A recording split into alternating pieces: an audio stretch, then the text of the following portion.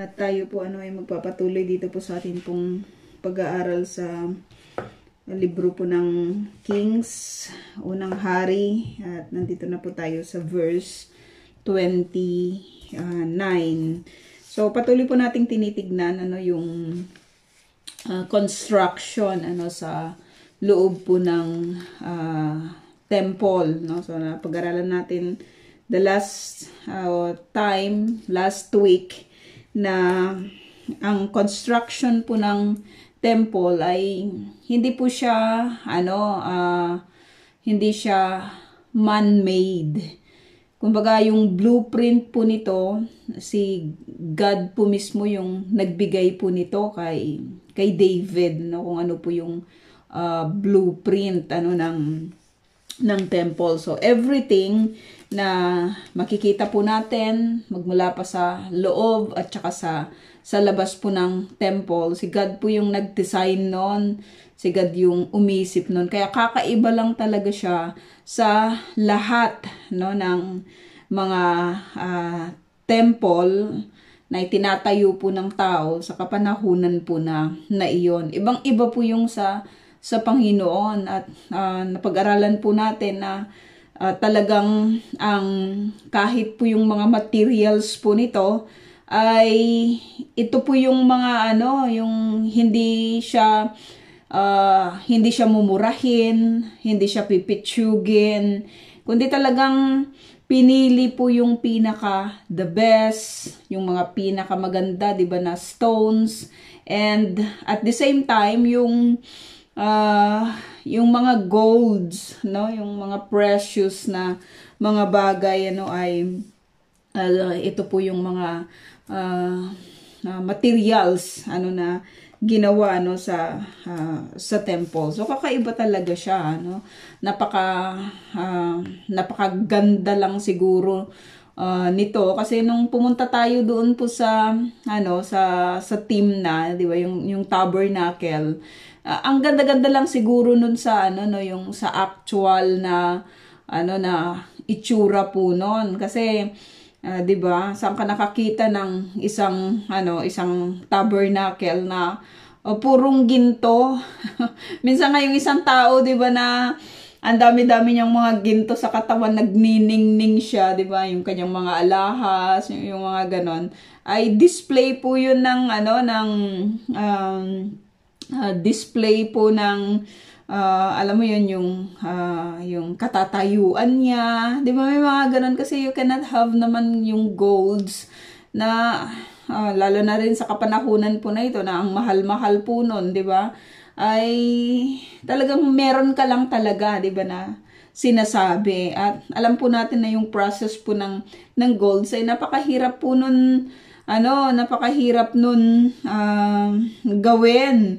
Napakahirap pong gawin, at ito po yung mga bagay na makikita po natin sa loob ng temple, at minsan encourage lang talaga to serve the Lord, 'di ba, sapagkat ang promises po niya ay doon po sa lugar na kanya pong inihanda ay yung mga streets, 'di ba, ay made of golds.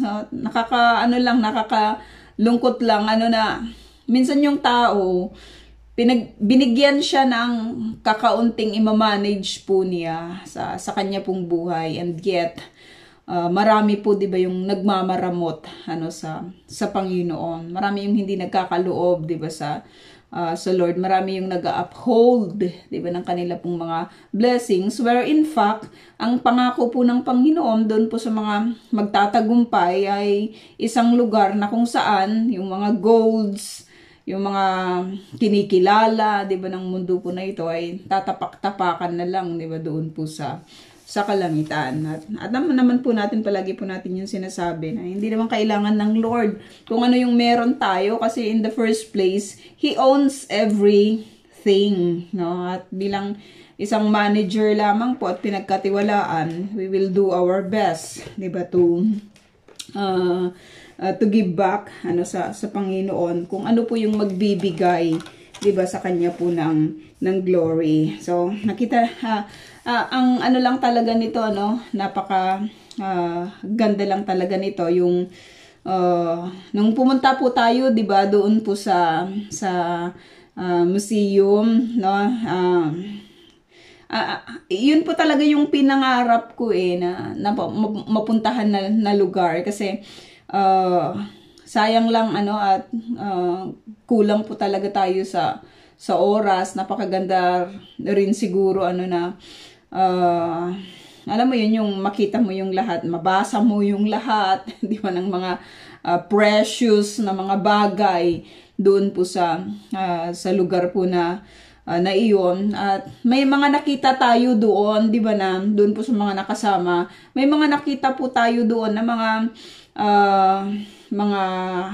tawag doon, yung mga replica ng mga temples, ng mga worship places na ginagawa ng mga pagans, 'di ba, ng yung mga sinaunang tao, 'di ba, na sumasamba sa kung ano-ano. Pero ang gaganda, napakaganda po ng kanila pong construction. Pero compared dito po sa temple na ginawa ng mga Israelita po na ito by the blueprint na ibinigay po ng Lord kay David. Kakaiba siya, kakaiba siya. Kaya nga kahit yung pagdating po sa mga disciples, 'di ba? Kahit nga yung mga walls lang nito, ay grabe po yung kanilang amazement. Ang gaganda, sabi nila, 'di ba, ang pagkakagawa ng temple na ito, sabi nila, 'di ba, sa Panginoong Hesus. Pero kahit gaano man po 'yon, 'di ba, katibay, kahit gaano man po 'yon kaganda, kung wala po ang presence ng God, 'di ba, sa lugar na iyon, kaya nagkaroon po ito, 'di ba, ng destruction. At maging doon sa wall, 'di ba, na pinagdaanan po natin, sa pinuntahan natin o sa mga dinaanan po natin, grabe lang talagang kaganda yung pagkakagawa po nila, kasi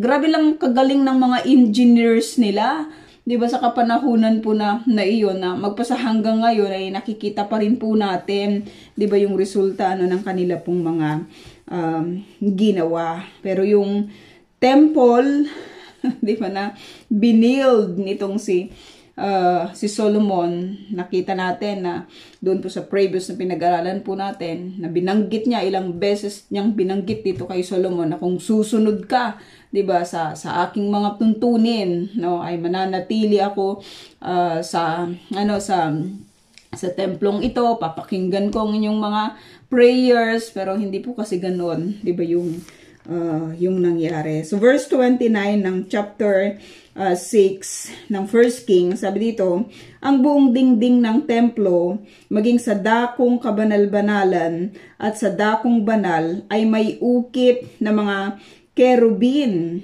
punong palma at mga bulaklak, punong palma at mga bulaklak. Ito yung mga dahilan kung bakit may mga yung dating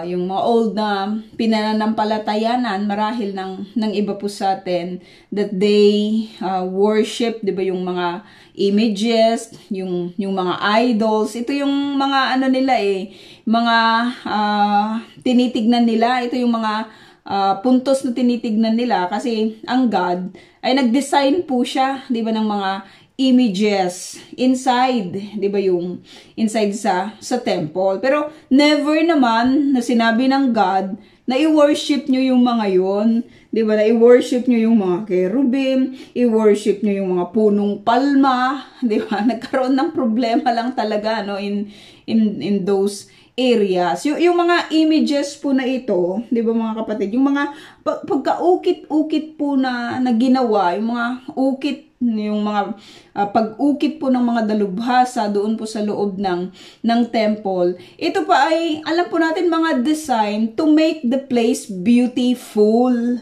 'di ba? To make the place beautiful, at hindi yun maging sanhi sana o maging dahilan na i-worship, 'di ba, yung kung ano yung mga nandun, 'di ba? Yung mga images, 'di ba, na mga nandun, at yun po yung counterpart, 'di ba, ng ni Satan, ano, instead na mag-focus po ang mga worshiper, 'di ba, sa God na nag-create ng napakaganda pong place sa kanila in order for them to worship that God, 'di ba, na nagbigay sa kanila ng place.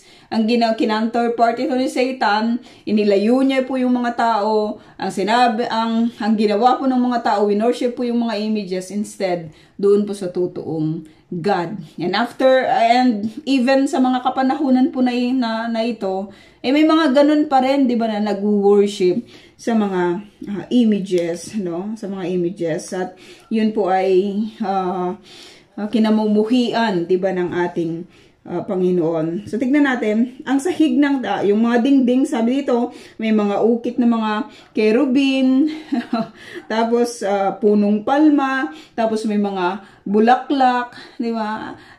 Nakaka-amaze lang si God kasi yung binanggit nga natin na yung temple kasi ay yun yung kanyang tahanan, di ba? Yun yung sinabi niya na dito ako mananahan. Ito yung tahanan ko kasi ako yung dito, ako yung boss dito. At ito yung gusto kong ito yung gusto kong disenyo, di ba? Ito yung gusto kong mga nakaukit, di ba? Siya yung magdedesisyon, wala ba siyang karapatan? Tahanan niya yun. Tayo nga, di ba? Yung mga tahanan natin, we wanted na ganito, ganyan, ganito, ganyan, ganyan. Si God, ganun din siya. Ganun din yung nais niya na ipagawa, 'di ba, sa kanya pong temple, no? Sabi dito, ang sahig ng templo, buhat sa dakong kabanal-banalan hanggang sa dakong banal ay may balot na gintong lantay na pure gold. Pure gold yung gusto niya na nabalo. So, kumikinang talaga yun, di ba? Ang ganda-ganda lang na masinagan, di ba, ng liwanag. Kumikinang talaga siya, no? Napaka ganda lang, no? So, just imagine na lang, no, yung binabangkit po sa atin ng scripture sa mga kapanahunan po na ito, no? Dati nauso yung gold ng ngipin, di ba? Yung mga sa kauna-unahan na kapag gumiti ka ay talagang makikita na gold yung ngipin mo, di ba? So that brings message na kakaiba yung ngipin mo, may sinasabi ka sapagkat nakapagpa-gold ka, 'di ba, ng kahit hindi naman puro, 'di ba, yung buong ngipin na gold. Pero that speaks of something. Dito si God, ang gusto po niya doon po sa sahig ng templo ng kanya pong tahanan ay maging balot, mababalot po ito, 'di ba, ng pure na gold. Pure na gold, no? So kakaiba, no? Ulitin natin, wala pang ganon sa kasaysayan, no? Maliban dito po sa pinapagawa ng Lord, 'di ba, sa kanila. May 5 sulok ang pinto ng dakong kabanal-banalan, no? At kahoy na olibo ang mga hamba niyon. Tablang olibo rin ang 2 pangsara. At may ukit itong imahen ng mga kerubin, punong palma at mga bulaklak. Ang mga pangsaray may kalupkup na gintong kapit na kapit sa mga nakaukit na larawan. Yun yung style, yun yung design, 'di ba, ng God, no? At lahat naman ito ay nag-i-speak, 'di ba? Nag-i-speak sa kung sino siya at kung ano yung nais niya. May mga messages ito, 'di ba, that every time na papasok ka dito sa lugar po na ito, sa temple. Actually, yung temple ay hindi naman siya especially doon po sa pinaka holy of holies, yung dakong kabanal-banalan. Hindi naman lahat makakapasok doon, 'di ba? Yung high priest lang yung pwedeng makapasok doon. Tapos dito naman sa outer ng Holy of Holies ay mga priest, 'di ba, yung nakakapasok doon, no?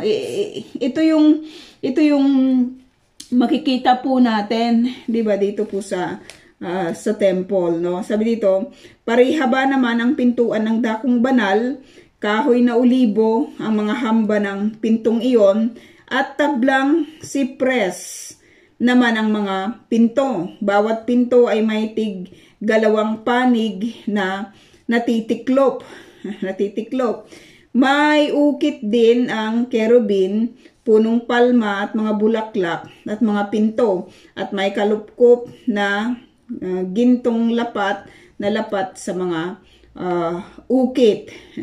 Sabi dito, ang bulwagang panloob sa harap ng templo ay binakuram ni Solomon ng pader na may 3 hanay na batong tinabas at 1 hanay na bigang cedar. 2 buwan at 4 na taon ng paghahari ni Solomon nang ilagay ang mga pundasyong bato ng templo, no? Dito talaga finocus, 'di ba, ni Solomon, ano, yung mga yung mga first years niya, ano, sa kanyang throne, no, sa kanyang paghahari. 8 buwan ng taon nang matapos naman ang templo. 8 buwan ng taon. So, ano sila, no?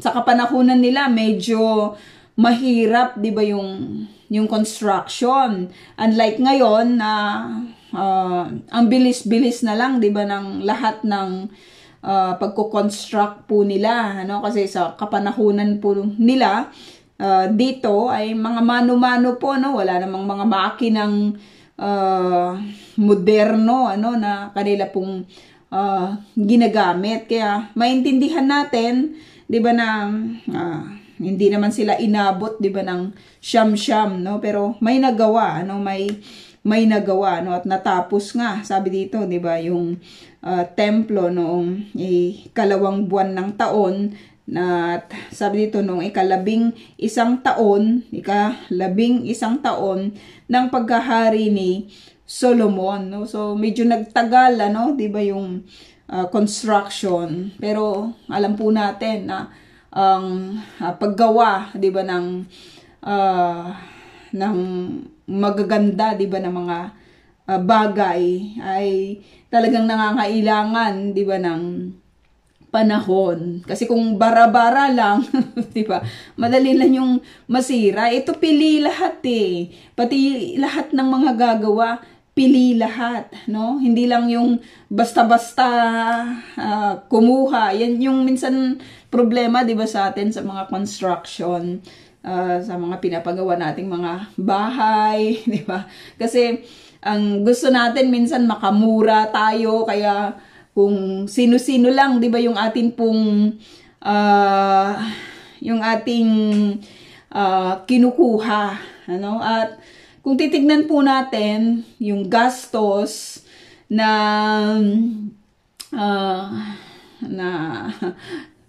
nagagastos po natin kung tayo po ay kumuha, 'di ba, ng talagang doon yung field niya, hindi naman pala ganun kalaki, 'di ba, yung difference, no? Yun po yung mga sinasabi ng ibang mga nagpapagawa, no? At least kung yung mga bihasa po yung ating pong kukunin, talagang makakasigurado po tayo, 'di ba, doon po sa quality, ano, ng kanila pong ginawa sa pag-construct po ng temple. Mga bihasa po yung pinili, mga bihasa po yung mga gumawa, ano, at kahit nagtagal po sila, nakita po natin, anong matapos po ito, talagang napakaganda, 'di ba, ng outcome. Napakaganda po yung pagkakagawa. Sa loob ng 7 taon, sabi dito, natapos ang buong templo ayon sa plano. So, nandun na naman yung 7 na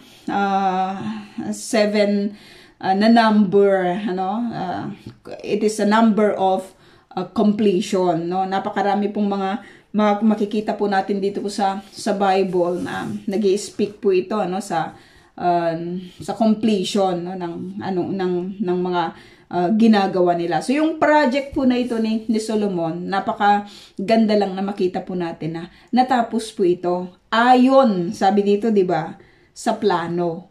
Marami yung mga nag-i-start, 'di ba? Nag-i-end na hindi nasunod yung plano. Kaya nagkakaroon ng problema, no? Kailangan mong pakbakin yung mga yon, tapos baguhin ulit kasi may mga problema dahil hindi sinunod yung plano. Pero dito, nakita po natin, according to the blueprint na ibinigay po kay David, ginawa po ito ni Solomon ayon doon sa plano, no? Kasi kung hindi ayon doon sa plano, hindi rin naman malulugod, 'di ba, yung God. Yun yung minsan problema, 'di ba, sa pagpapagawa, kasi ayaw nilang sundin yung plano, 'di ba? Maraming marunong. Kaya pagdating doon sa problema, hindi ka naman nila matutulungan, 'di ba? Hindi ka naman nila matutulungan.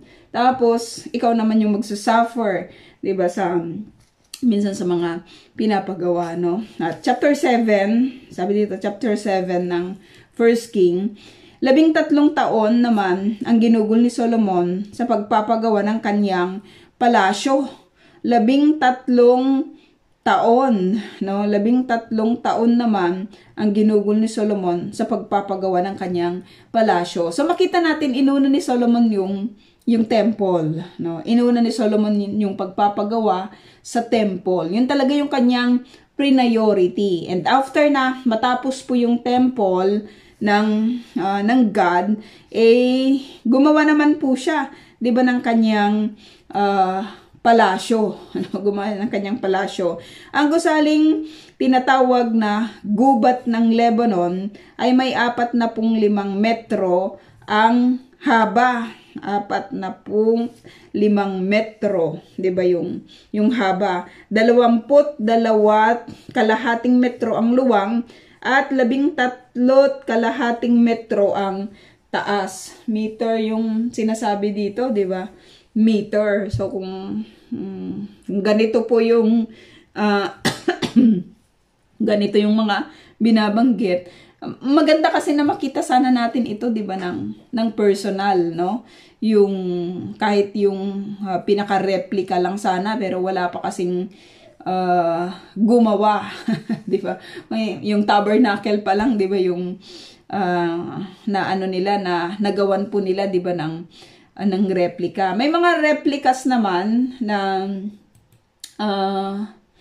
may mga replicas naman na makikita po natin, 'di ba? Pero maliliit lang siya, maliliit lang yung maliliit lang yung kanila pong ginawa. Wait lang mga kapatid. Let's continue. Sabi dito, 13 taon ang ginugol ni Solomon sa pagpapagawa ng kanyang palasyo. So mas malaki siguro ito, mas malaki yung pinagawa po niya, 'di ba, na kanyang palasyo, kasi maintindihan natin na yung mindset po nitong si Solomon ay kakaiba. Kakaiba, makikita po natin 'yan, hindi lang dahil sa matalino po siya, kundi isa sa kanyang mga naging downfall ay yung katulad ng kanyang ama, 'di ba, na ito rin yung naging dahilan kung bakit naging magulo, 'di ba, yung kanilang pamilya, ay dahil doon po sa pag-aasawa nila, 'di ba, ng higit sa isa, higit sa isa. Itong si Solomon, naka 1,000 to, 'di ba, ng kanya pong asawa. Hindi po yan ang disenyo, 'di ba, ng Panginoon, pero makikita natin na nag-disobey si Solomon, binabanggit natin doon po sa mga nauna po nating mga pinag-aaralan. May mga marks na, 'di ba, ng downfall dito po sa kanya, at makikita natin yan as we go on, 'di ba, sa atin pong pag-aaral, no? Sabi dito, Sedardin, sabi dito, binanggit sa atin, ang gusaling tinatawag na gubat ng Lebanon ay may 45 metro ang haba, 22 kalahating metro ang luwang, at 13.5 metro ang taas. Ang gusaling ito ay may 4 na hanay ng haliging cedar na siyang kinapapatungan ng mga bigang cedar. Cedar din ang bubong ng mga silid na nakapatong sa 45 haligi. Tatlong hanay ang mga bintana at mga ito'y magkakatapat. Parihaba ang mga hamba ng mga pinto at bintana at pawang magkakatapat. So mahirap siyang sa atin na mga ordinaryong siguro sa mga engineers ay kaya po nilang kaya nilang i-imagine, 'di ba?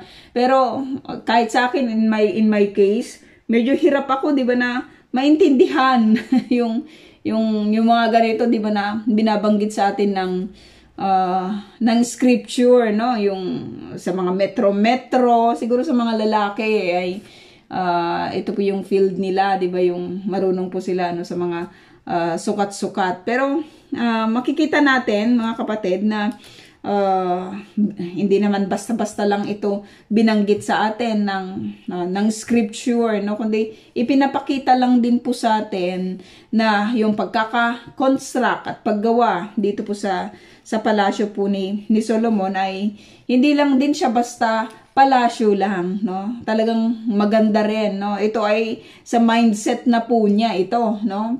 Siya po yung nagplano po nito. Syempre may mga advisors din siguro itong si Solomon, kasi may mga officials din naman po siya. Pero makikita po natin, no, na kakaiba din yung pagkakagawa, 'di ba, ng kanya pong palasyo. Nagpagawa rin siya ng bulwagan ng mga haligi na 22 metro ang haba at 13.5 metro naman ang luwang. Malalaki siya, no? Sa pagpasok nito ay may isang pasilyong may bubong.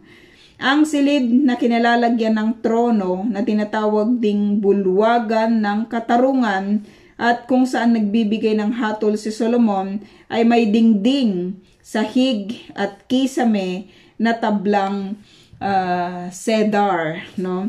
Sa likod naman ng bulwagang iyon ay nagpagawa siya ng kanyang tirahan. At ang yari nito ay tulad ng silid hukuman. Ang kanyang reyna, ang anak ng Faraon, ay ipinagtayo rin niya ng tirahan at ito'y katulad ng sa kanya. Sa kapanahunan po nila, 'di ba, mga kapatid?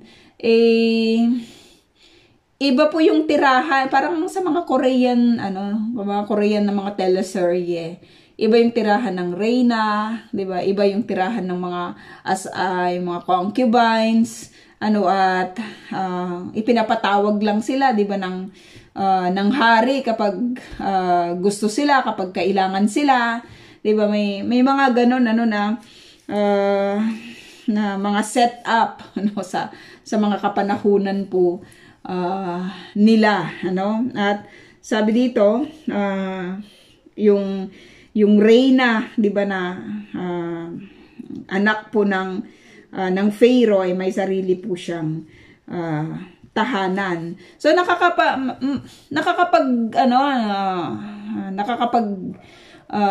trabaho ng maayos, 'di ba, itong si Solomon, kasi just imagine na lang kasama niya sa bahay yung reyna, tapos ang dami-dami pa niyang mga asawa. So magkakagulo lang talaga din,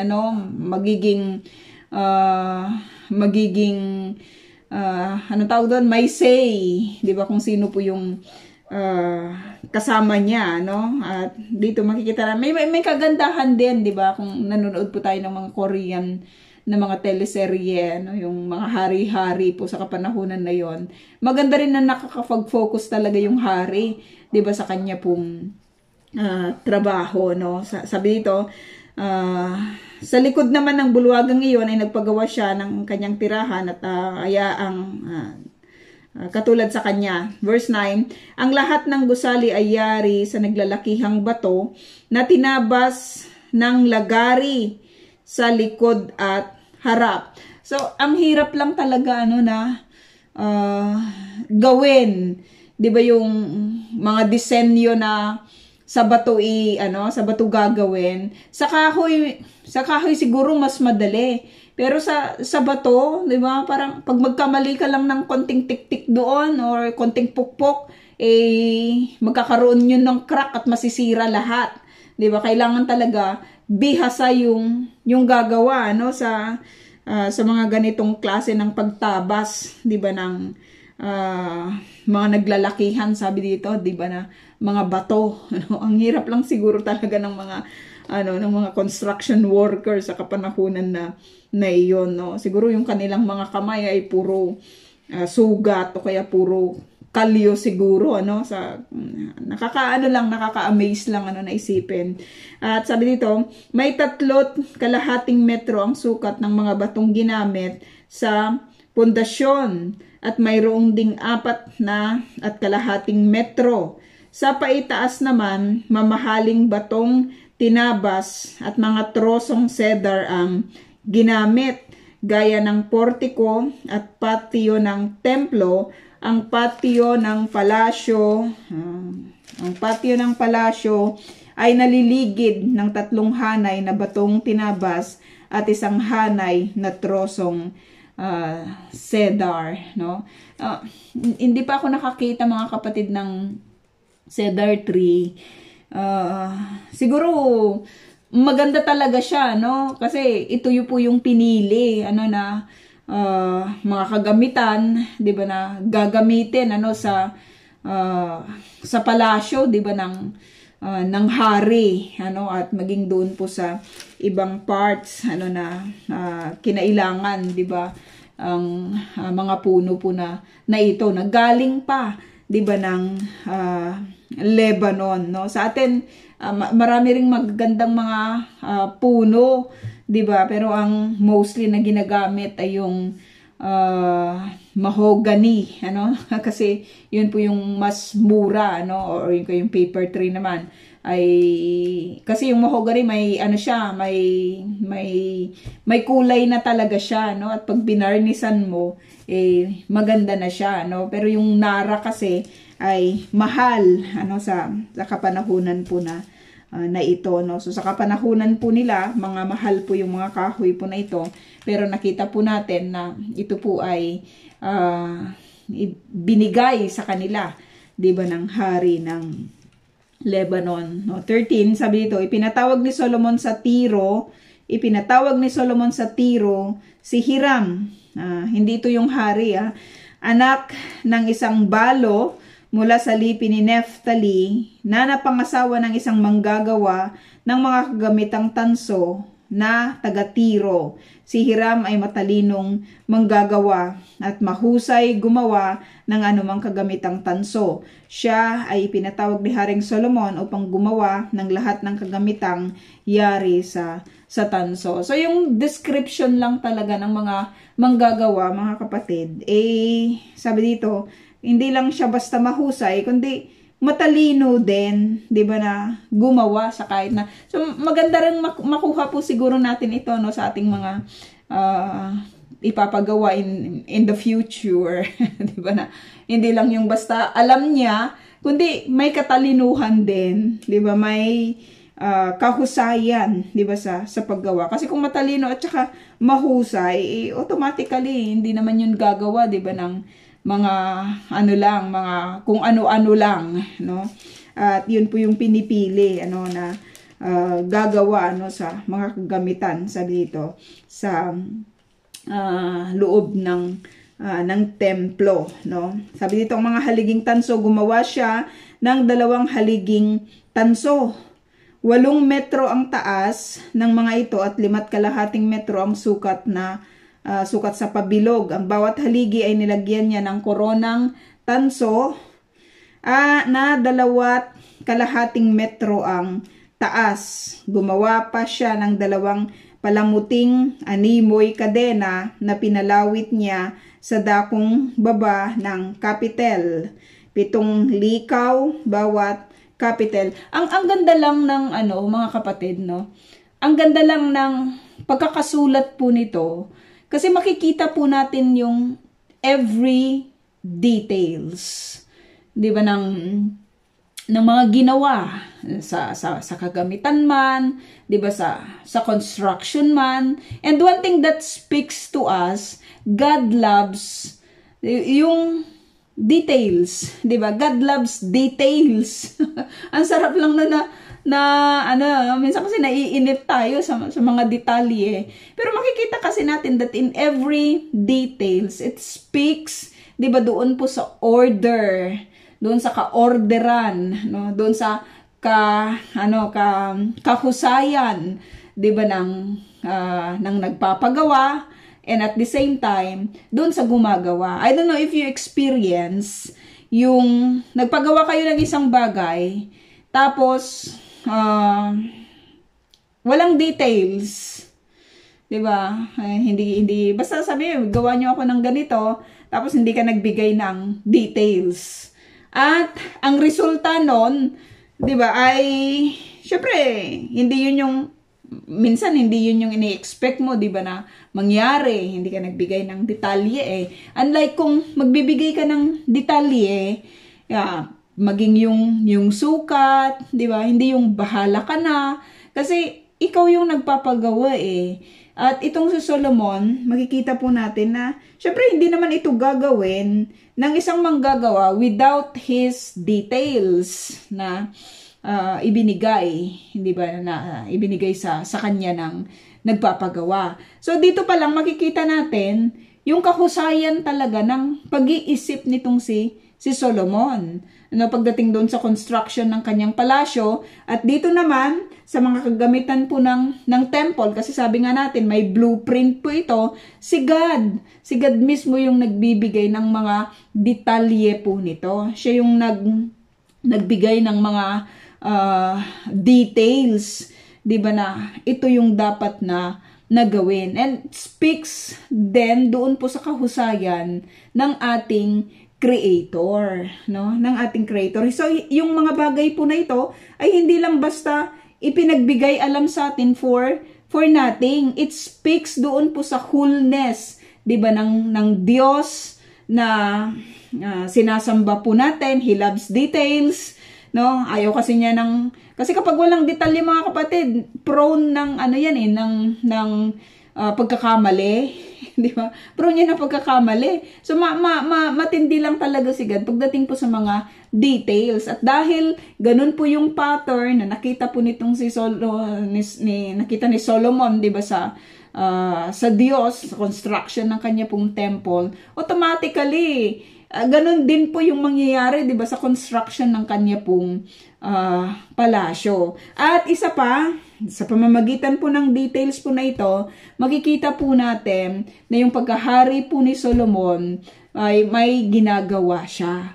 Hindi lang siya basta nag-upo-upo doon for nothing, pero makikita natin na during doon po sa 7-year period, 'di ba, ng construction po ng temple, nandyan siya na nakatingin, nandyan siya na nagbabantay. Ito po ay hindi madaling trabaho, 'di ba? Yung mag-inspect ka doon sa mga ginagawa, 'di ba, ng kung sino-sino, 'di ba, na gumagawa doon sa area na iyong pinapagawaan. Matrabaho ito, and at the same time, siya po ay king. Hindi lang ito yung kanyang ginagawa, 'di ba? So marami siyang mga ginagawa din. Kaya yung pagkakabanggit po sa atin, 'di ba, ng mga detalye po na ito, ibig sabihin po nito, mga kapatid, na yung construction po ng temple ay talagang naglaan sila ng maraming panahon, ng maraming sakripisyo, ng maraming pawis, 'di ba, sa pagsunod doon po sa blueprint, 'di ba, ng Panginoon. Ganun sa paglilingkod sa Lord. Importante yung 'di ba? Importante yung obedience doon sa details, 'di ba, na ibinibigay sa atin ng Panginoon. And in the service pala sa God, kailangan talaga ng sacrifice. Ito, 'di ba? Pag sinabi nating sacrifice, nandyan yung pagod mo, 'di ba? Nandyan yung puyat mo, 'di ba? Nag-exert ka talaga ng lahat ng iyong effort, mapaganda lang yung gagawin mo. Kasi ang ang may-ari po nito, 'di ba, is si God. Ang may-ari po ng palasyo is the king. So it is a privilege lang talaga to work sa kingdom ng God, and at the same time sa palasyo ng king, 'di ba? Sa palace ng king. It is really a privilege. Kaya kapag napili pala yung isang tao na gagawa ng mga bagay na ito na hindi madali, may dalawang bagay lang siyang pwedeng gawin eh. Gawin ito ng mabuti, gawin ito ng mahusay, o barabarahin niya. Yun po yung masakit na reality kasi marami po sa kapanahunan na ito, sa mga so-called quote and unquote na mga mananampalataya, bara-bara po yung paggawa. 'Di ba? As if na hindi ito para sa Lord, 'di ba? As if na kahit nga sa loob ng 'di ba, sa loob ng iglesia, when we do the service, lagi nating iisipin na yung service naman is hindi sa atin eh. It is for God. Nandun tayo sa tahanan ng Lord. Bisita tayo ng Panginoon. So we will act, 'di ba, according to his details, according to his commands, according to his wishes, no, according to what he wants us, 'di ba, to act or to obey, no. Yung mga details nandiyan sa loob sa loob ng scripture. Pinag-aaralan po natin 'yan, no, sa lahat ng ating mga Bible studies, yung mga naisin, 'di ba, ng Diyos sa loob ng kanyang temple. May iba kasi yung perspective mo kapag alam mo na yung lahat ng ginagawa mo ay hindi para sa sarili mo, kundi para doon sa Diyos, 'di ba, na pinaglilingkuran mo. May iba lang talaga, no? Kaya kung aawit ka, di ba? Mag-rehearse ka.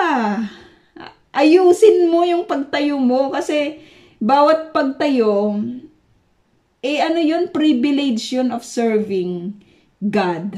Bawat pag-awit sa Panginoon ay yun, 'di ba? It is a privilege. Pribilehiyo lang talaga yung lahat ng bagay. Kaya ayusin po natin, no? Ayusin lang talaga natin yung ating paglilingkod kasi hindi tayo pinili for nothing. Pinili tayo for something, and it is for the glory, 'di ba, ng God. At sabi dito, gumawa pa siya ng 2 palamuting animoy kadena na pinalawit niya sa dakong ibaba ng kapitel, 7 likaw bawat kapitel. Naghulma pa siya ng mga hugis, granadang tanso na inilagay niya sa ibaba at itaas ng palamuting kadena, 2 hanay bawat korona ng haligi. Hindi sinasabi ng manggagawa na kung ano-ano namang style. 'Di ba? Dapat ganito na lang, yung mas mabuti. No, maraming ganyan na mga manggagawa, mas marunong sila kaysa doon sa nagpapagawa. Marami sa kapanahonan ngayon, yung sinasabing quote and unquote mananampalataya, parang mas marunong siya kaysa sa Diyos.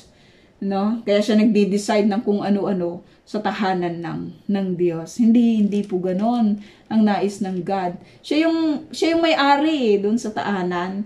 Siya yung nagpapagawa. Kaya kung ano yung gusto niya, it is also a sign of obedience. Bakit kailangan pang likaw-likaw? Bakit kailangan pa ng mga palawit? Yun ang gusto ng may-ari Diba? Yun yung gusto ng may-ari. At walang natitira, diba, na choice ang isang manggagawa kung hindi sumunod doon po sa pinapagawa sa kanya. Kasi yun yung nagbibigay ng kasiyahan doon sa may-ari na nagpapagawa. Kaya kung nagbibigay ito ng kasiyahan, kaya kung nagbibigay sa iglesia, kung nagbibigay sa Lord ng kasiyahan ang pag-awit natin sa Kanya, so umawit tayo ng may galak. Diba? Umawit tayo ng may kasiyahan. Kung nagbibigay sa Lord ng kasiyahan yung pagbibigay po natin, hindi magbigay tayo. 'di ba? Nang may kaluwagan, 'di ba, sa atin pong mga puso. Magbigay tayo ayon doon sa measurement ng pag-ibig natin, 'di ba, sa Panginoon. Kasi I don't believe na magbibigay ang isang tao sa kanyang minamahal ng ng hindi karapat-dapat, 'di ba?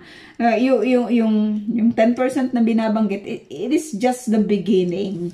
'Di ba? Tinuruan lang tayo ng God to just prioritize, 'di ba, yung para po sa Panginoon. Pero hindi po doon nag-i-end. Alam po natin 'yun, sa iglesia naman po na ito ay alam naman po natin yung puso po natin, pagdating po sa pagbibigay. So sabi dito, ang mga korona naman ng mga haligi ay hugis bulaklak ng liryo at 2 metro ang taas. Sa ibaba nito, nakapaligid ang mga granadang tanso, 200 bawat kapitel. No? So, kakaiba din, no? Kakaiba. Sabi dito, ang mga haliging ito ay tinayo sa pasilyong nasa harap ng templo sa magkabilang tabi ng pinto. Ang kanan ay tinatawag na Joaquin at ang kaliway Boaz. At sa ibabaw ng mga haligi, nilagyan ng mga kapitel na hugis liryo. Dito natapos ang paggawa ng mga haligi. Haligi pa lang yan, pero makikita po natin na ang hirap na, di ba, ng bawat detail. Siguro kung ako yung gagawa, siguro it is a gift din kasi from the Lord. 'Di ba, yung maunawaan mo kung ano yung ipinapagawa, 'di ba, sa iyo, no? At nako-consider naman na mahusay at matalino yung isang tao kapag nakukuha niya, 'di ba, yung bawat detalye ng ipinapagawa, 'di ba, sa kanya. Kaya sa atin, mako-consider din po tayo, 'di ba, na matalino at mahusay kapag yung details na ibinibigay po sa atin ay nakukuha po natin. So yun po mga kapatid ang ating lesson, at itatype ko na lang po yung atin pong question. Erev tov po sa bawat isa.